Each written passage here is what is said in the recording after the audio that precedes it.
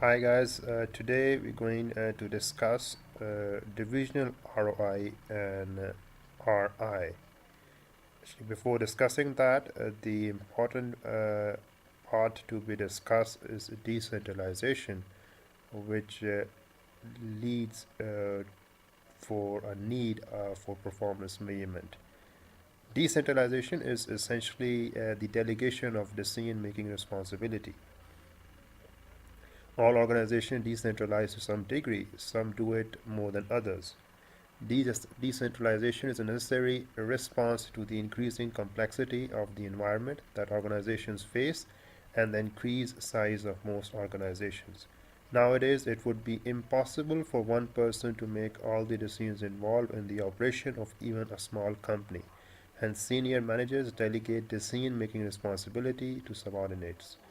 One danger of decentralization is that managers may use their decision-making freedom to make decisions that are not in the best interest of the overall company, so-called dysfunctional decisions. To redress this problem, senior managers generally introduce systems of performance measurement to ensure, among other things, that decisions made by junior managers are in the best interest of the company as a whole. First of all, discussing the responsibility structure, manager's area of responsibility, typical financial performance measure. When we talk about the responsibility structure of a cost center, manager's area of responsibility are decisions over cost, and it normally is covered in standard costing variances. And when the responsibility structure is a profit center, manager's area of responsibility would be decisions over cost and revenues. The typical financial performance measure would be controllable profit. When we talk about investment center, decisions over cost, revenues, and assets, the typical financial performance measure would be return on investment and residual income. That's the area that we're going to discuss right now. So profit centers and investment centers are often referred to as divisions. Divisionalization refers to the delegation of profit-making responsibility. What makes a good performance measure? A good performance measure should provide incentive to the division manager to make decisions which are in the best interest of the overall company, which we say goal congruence, only include factors for which the manager division can be held accountable, recognize the long-term objectives as well as short-term objectives of the organization. Traditional performance indicators, cost centers, standard costing variance analysis is commonly used in the measurement of cost center performance. It gives a detailed explanation of why cost may have departed from the standard. Although commonly used, it is not without its problems. It focuses almost entirely on short-term cost minimization, which may be at odds with other objectives. For example, quality or delivery time. Also, it is important to be clear about who is responsible for which variance. Is the production manager or the purchasing manager or both responsible for raw material price variances? There is also the problem with setting standards in the first place. Variances can also be as good as the standards on which they are based. I'm just going to talk about some of a pro forma statement, which is just in front of you, which is about controllable profit statements, the pro forma statement, discussing the revenue, which may be internal or external, less the controllable division variable cost, controllable divisional fixed costs, controllable that gives us the controllable division profit.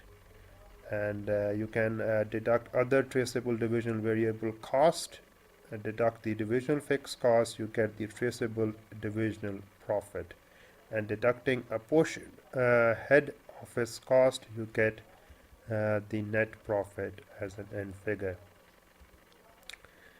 The major issue with such statements is the difficulty in deciding what is controllable or traceable.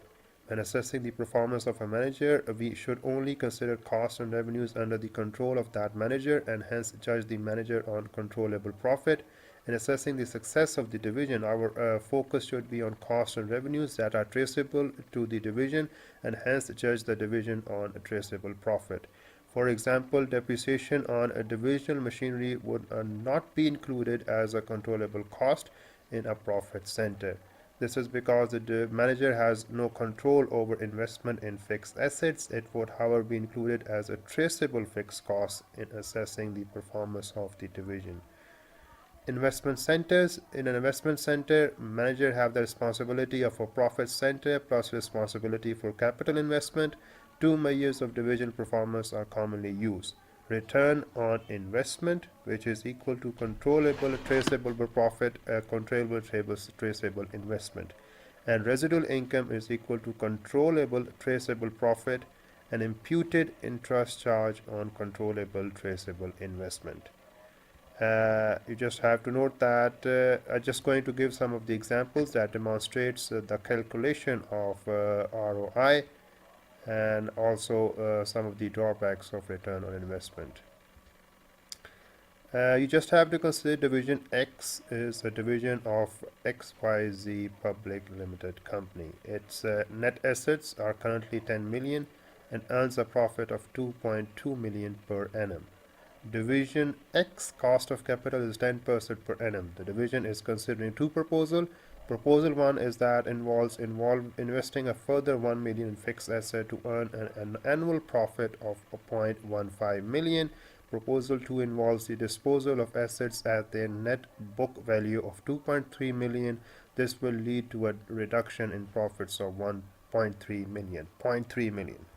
Proceeds from the disposal of assets would be credited to head office, not to division X. Calculate the current ROI and residual income for division X and show how they would be changed under each of these two proposals. So current situation is that ROI is calculated as the profit divided by the net assets. So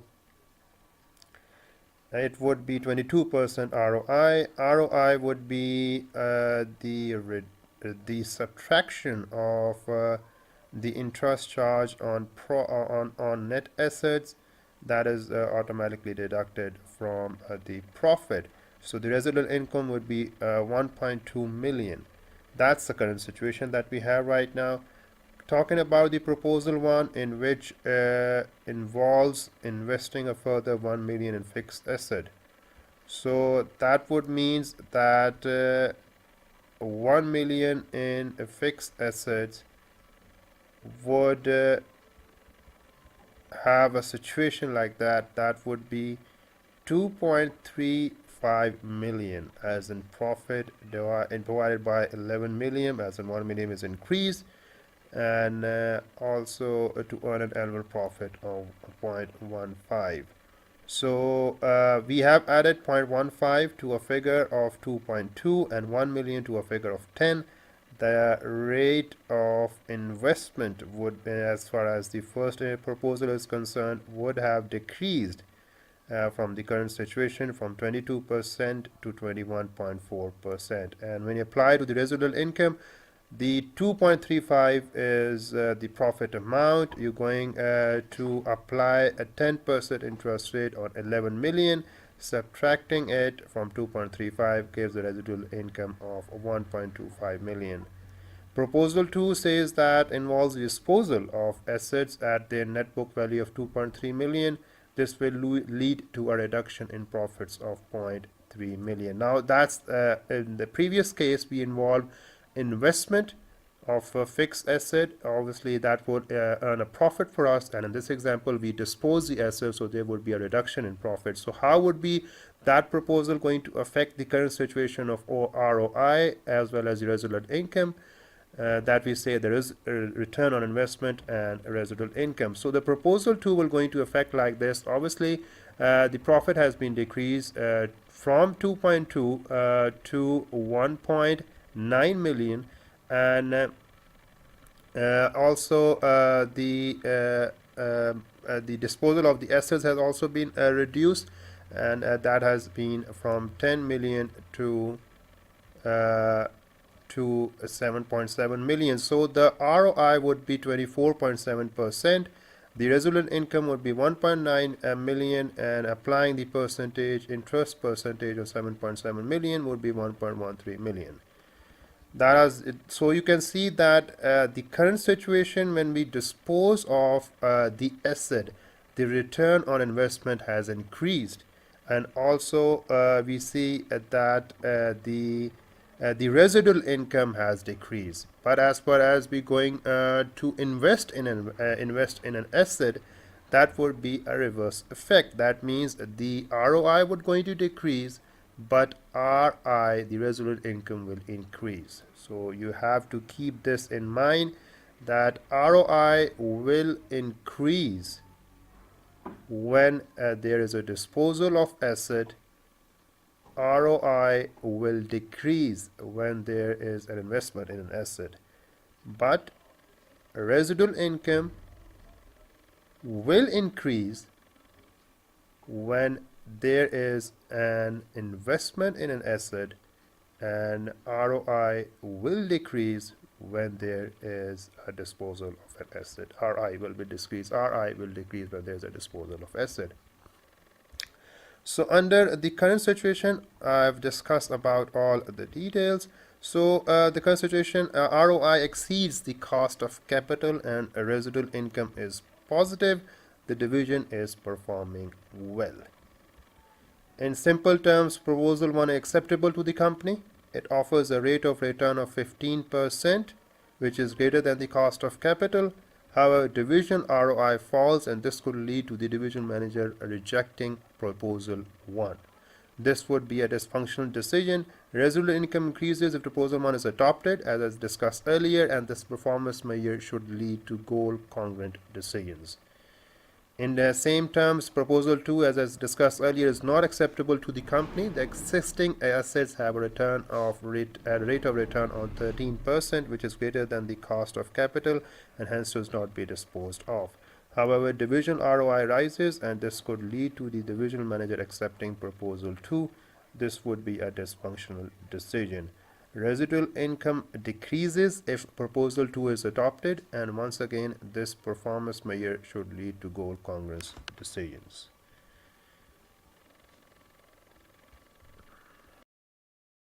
Problems common to both are return on investment and residual income. You can say the problems that are common to both measures are identifying controllable, traceable profits and investment can be difficult.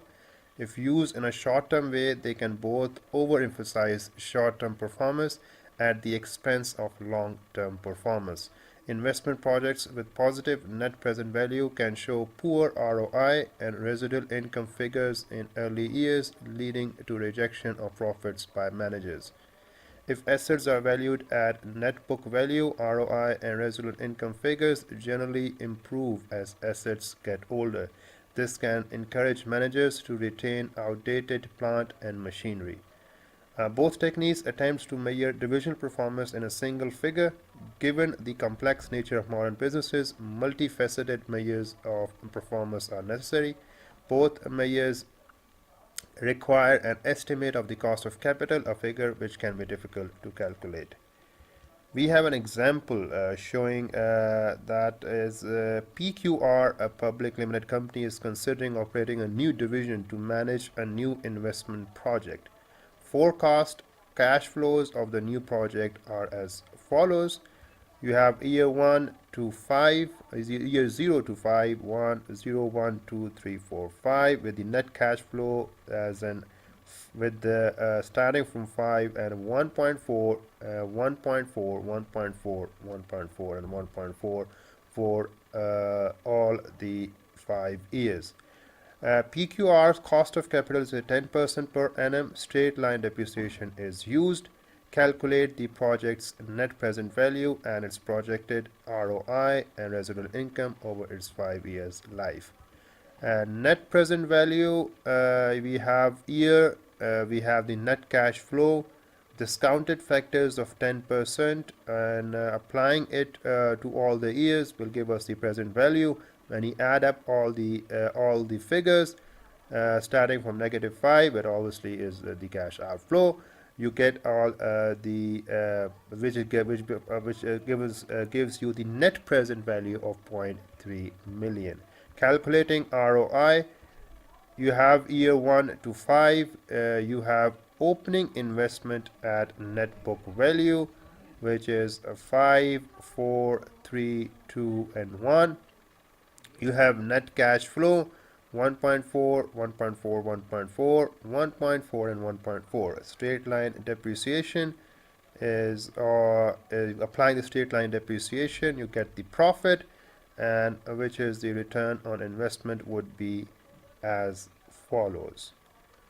So it's quite a simple example as far as ROI is concerned. You have the opening investment at net book value, and you have the net cash flow of all the income, net cash flow for all the years, and applying the straight line depreciation obviously at the net book value. You have all the one, obviously you get the one figure, and deducting net cash flow from the straight line depreciation, you get the profit, and applying it to the which is the return on investment, you get a profit as and also the opening investment, you get the ROI.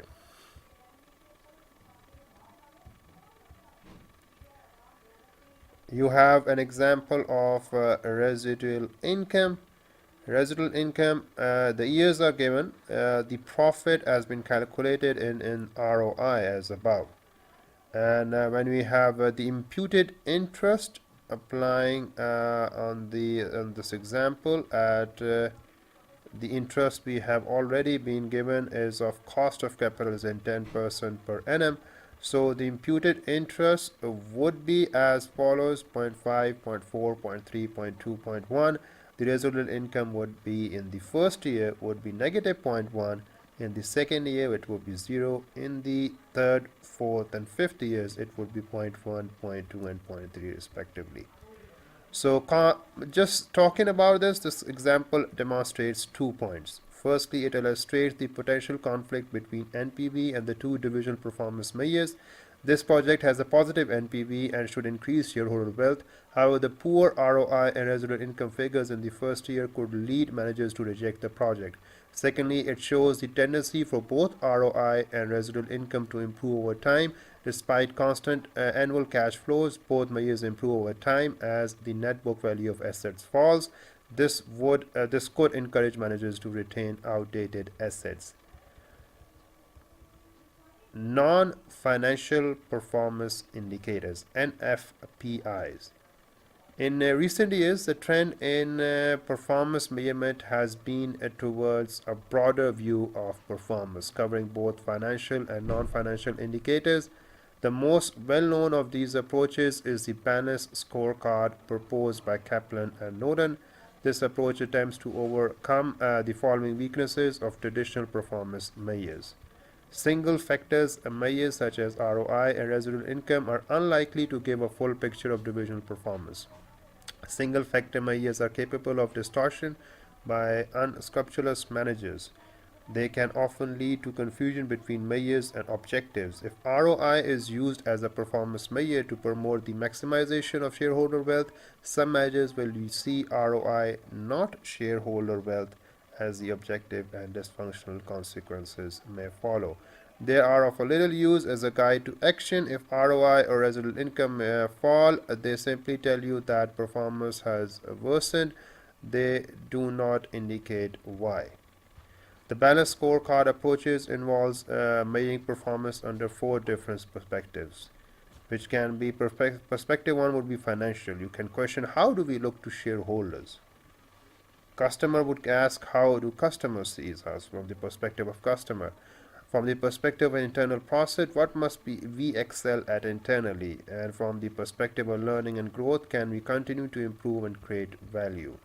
The term balance is used because managerial performance is assessed under all 4 headings. Each organization has to decide which performance measures to use under each heading. Areas to measure should relate to an organization's critical success factors. Critical success factors are performance requirements which are fundamental to an organization's success. For example, innovation in a consumer electronics company, and can usually be identified from an organization's mission statement, objectives, and strategy. Key performance indicators are measurements of achievement of the chosen critical success factors. Key performance indicators should be specific, that is to say, measure profitability rather than financial performance, a term which could mean different things to different people. Measurable, that is, be capable of having a measure placed upon it, for example, number of customer complaints rather than the level of customer satisfaction. Relevant in that they measure achievement of a critical success factor. And example 3 demonstrates actually a balanced scorecard approach to performance measurement in a fictitious private sector college training ACCA students. So perspective would be given, and the four obviously we have discussed earlier from the financial perspective. What would be the critical success factor? That would be a shareholder wealth. And what would be the key performance indicator? Dividend yield percentage increase in share price. And from the critical success factor, when it would be cash flow. Obviously, it's be talking about financial perspective. The KPI would be actual and budget and receivables days. We can have these two as the key performance indicators. When we talk about from the perspective of customer, the critical success factor would be exam success in such type of a private sector college. And college KPI would be college pass rate for national average, premium college status, tutor grading by students. That can be the key performance indicators. Flexibility can be the critical success factor. Average number of course variants offered per subject, for example, full-time, day release, evening, that would be a key performance indicators. Internal process, resource utilization, percentage of room occupancy, average class size, tutor teaching days, that would be the resource utilization. And learning and growth, innovation in products, percentage of revenue from products is less than 1 year old, that would be number of online enrollments. These we have discussed how the perspective from if we are talking about the learning and growth perspective, the key critical success factor would be innovation in products, IT, for example, and the percentage of revenue from products less than 1 year old, that would be a key performance indicator, and number of online enrollments. The balanced score card approach to performance measurement offers several advantages. It measures performance in a variety of ways rather than relying on one figure. Managers are unlikely to be able to distort the performance measure, as bad performance is difficult to hide if multiple performance measures are used. It takes a long-term perspective of business performance. Success in the 4 key areas should lead to the long-term success of the organization. It is flexible, as what is measured can be changed over time to reflect changing priorities. What gets measured gets done. If managers know they are being appraised on various aspects of performance, they will pay attention to these areas rather than simply paying lip service to them. The main difficulty with the balanced scorecard approach is setting standards for each of the KPIs. This can prove difficult where the organization has no previous experience of performance measurement. Benchmarking with other organizations is a possible solution to this problem. Allowing for trade-offs between KPIs, that is key performance indicators, can also be problematic. How should the organization judge the manager who has improved in every area apart from, say, financial performance?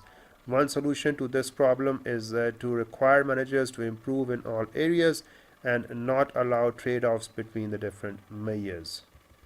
That's, I believe, all about the return on income, return on investment, and residual income as far as the divisional performance is concerned.